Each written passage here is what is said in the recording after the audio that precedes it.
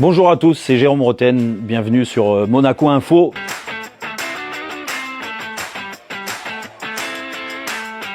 Je vais dire le premier trophée qu'on gagne, la Coupe de la Ligue contre Sochaux, parce que ce groupe méritait de gagner quelque chose déjà. Et puis forcément l'année d'après, quand on a atteint la finale de la Ligue des Champions, je crois qu'il n'y a pas meilleur souvenir.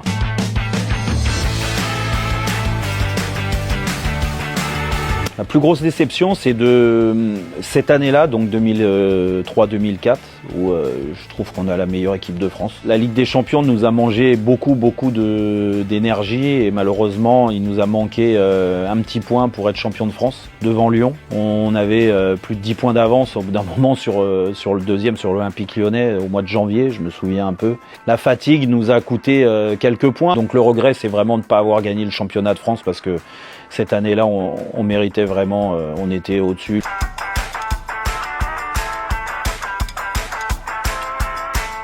Patrice Evra, parce qu'avec Pat Evra, on formait un côté gauche qui était incroyable. On jouait ensemble les yeux fermés, vraiment. Des fois, il voulait donner la balle à notre joueur, elle arrivait dans mes pieds et à l'inverse, on arrivait à échanger tous les deux, à dédoubler sur le côté. C'était fabuleux. Mais il y a eu Ludo de Juillet aussi, parce que Ludo, qui marquait beaucoup de buts, j'ai réussi à lui en donner quelques-uns. Puis il y a Morientes devant aussi, parce que l'année avec des champions, si je finis meilleur passeur du championnat de France et meilleur passeur de la Ligue des Champions, c'est aussi parce que Nando Morientes, il était là. C'était vraiment une belle épopée, une belle époque.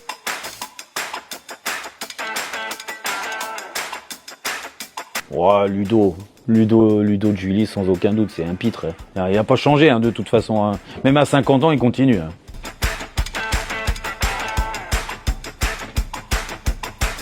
Je pense que toutes les grandes anecdotes sont sorties, mais je pense que la plus belle anecdote, c'est l'avant-match, l'après-midi du match contre la Corogne, quand on bat le record du nombre de buts sur une rencontre de Ligue des Champions, qui tient encore aujourd'hui, 8-3. À l'époque, on met quand même 8 buts au vice-champion d'Espagne. C'est vrai que j'étais resté avec Dado Perchaud, c'était le jour de son anniversaire en plus.